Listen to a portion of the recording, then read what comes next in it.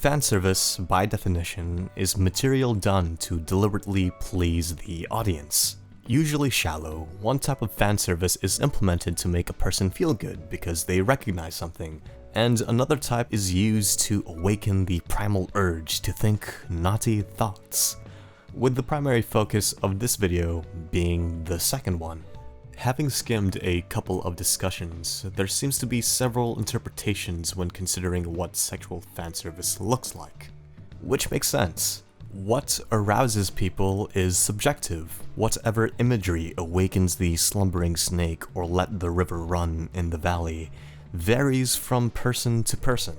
It could be as minor as showing a bit of skin to implied suggestive themes, but for now, let's make it synonymous with sex appeal, intended to arouse and provoke sexual thoughts. What I want to explore is how it's been used in video games, and how it could actually benefit the experience. And there's two ways it's usually represented. Depending on the scenario, it can be done with meaningful intent, or for easy titillation.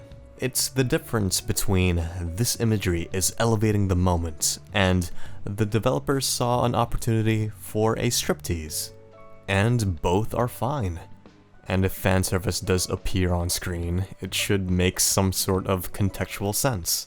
A character like Bayonetta exudes sexual confidence from the get-go, so establishing that personality and seeing her do all that stuff doesn't feel jarring. The problem only arises when it's thematically inappropriate. It's like being at a funeral and there's a woman whose tight-fitting black dress had a slit that's riding a bit too high for the occasion. It's suggestive and daring, and it's exposing the string of her microthong.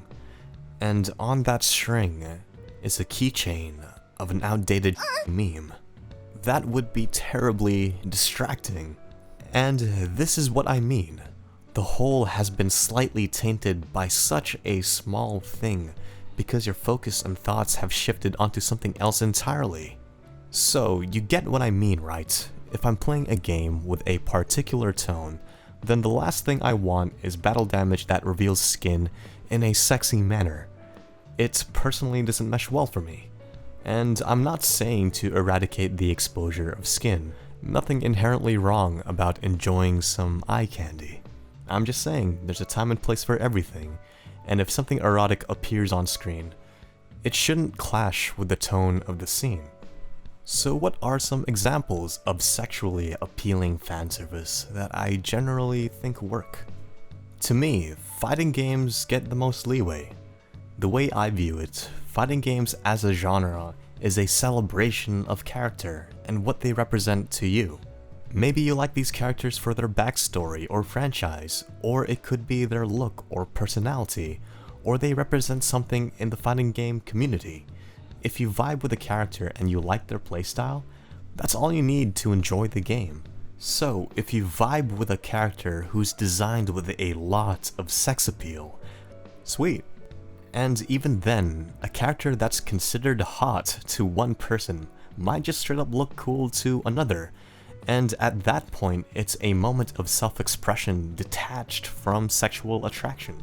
I remember Wooly mentioning in his podcast that Darlie from Samurai Showdown felt like a character meant for him. Despite the disadvantages in the competitive scene, he was willing to stick to his character because it didn't feel right changing. And if picking a specific character and customizing them is what it takes to make you play better or have fun, more power to you. I'm fine with games with clear intentions to be as shameless as possible. I appreciate the transparency. Just take a look at Lollipop Chainsaw or No More Heroes.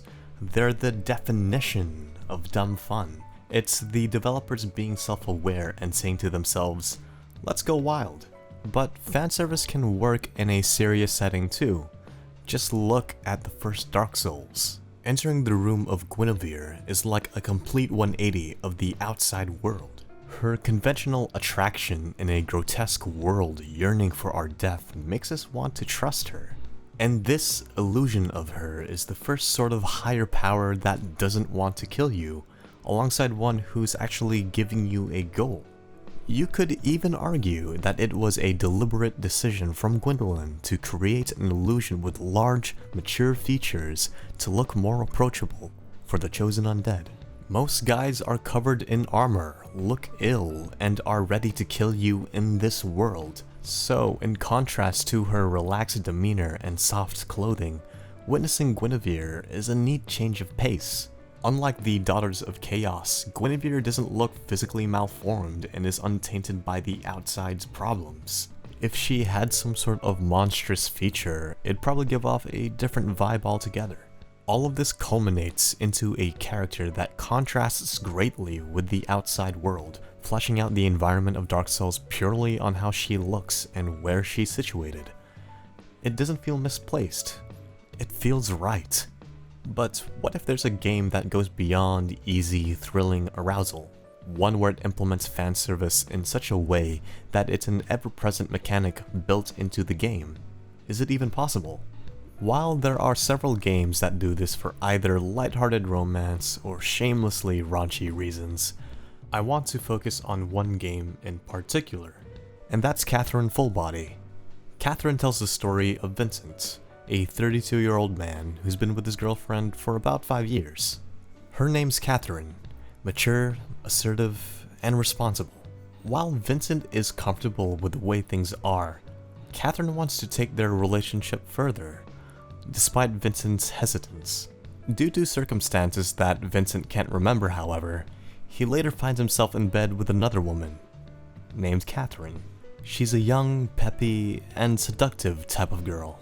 On top of this, there are rumors floating about a certain curse that targets cheating men, haunting them with nightmares, forcing them to climb a stack of blocks that'll collapse beneath their feet if they don't climb fast enough. If they die in the dream, they die in real life. And thus the stage is set. You must survive the nightmares whilst making choices Vincent will make along the way, ultimately picking an ending. Catherine or Catherine? You'll be spending time interacting with various characters that will influence a bar, one towards red and the other blue. And in between each stage is a confession booth that'll ask questions related to relationships, with each answer swaying the meter one way or the other. These colors represent one of two girls, and where you land will decide the game's ending and who you'll end up with. This is where the fan service actually elevates the game. If you're someone who likes Catherine with a K, you act in good faith and pick the dialogue options that will keep together your long-term relationship. But if you're not invested in her at all, and all you want to see is risque pictures of Catherine with a C, it's right there if you want it. Ignore Kay's calls, stay late at the bar, and seek out those softcore erotic cutscenes that are only visible if you hang out with Catherine. This is contextualized fan service that's a primary mechanic that makes sense. Remain faithful, or give in to the temptation. It doesn't interrupt the experience, but rather enhances the game instead. Catherine being a mysterious homewrecker adds to the story and makes a player think about how to approach the game.